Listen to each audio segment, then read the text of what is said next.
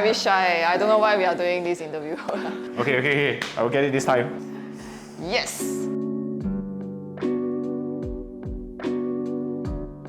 Hi, my name is Wei Ting. I'm 36 years old this year and I'm working as an AVP Finance in a financial institution.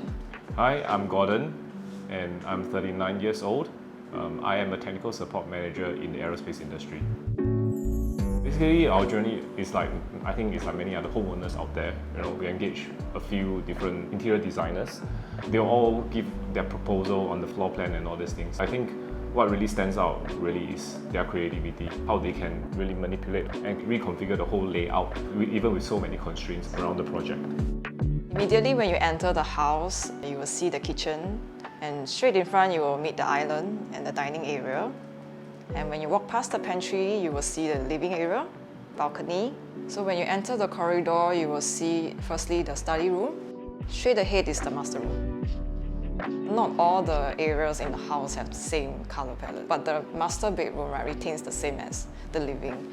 So it's the natural, relaxing place that we can unwind after a long day. There's a balcony intact with the master room, which we put a massage chair there to sort of enhance more relaxation.